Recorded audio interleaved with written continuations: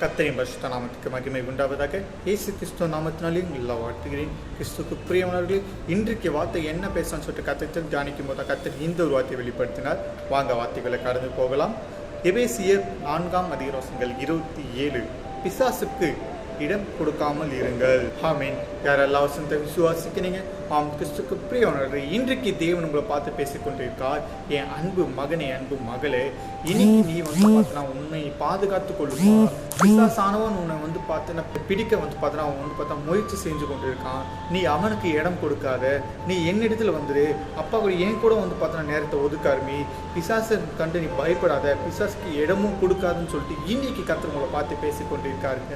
இன்னைக்கு நீங்க பார்த்தீங்கன்னா பிசாசுக்கு இடம் கொடுத்து உங்களோட டெம்டேஷனுக்கு நீங்க பார்த்தா இடத்தை கொடுத்து கொண்டு இருந்தீங்க. இன்னைக்கு அதை எல்லாம் விட்டு தேவன் நோக்கி போய் அமர்ந்துருங்க. நிச்சயமா தேவன் உங்களோட டெம்டேஷன் விடுதலை ஆக்கி பிசாசு கிட்ட உங்களை காப்பாற்றுவார். ஸோ அவர் கொடுத்த வார்த்தைகளையும் வசனங்களையும் விசுவாச்சு கற்றுக்குள் மகிழ்ச்சியாருங்க. கர்த்தர் நம்ம கேட்ட வார்த்தைகளையும் வசனங்களையும் ஆசிப்பார்.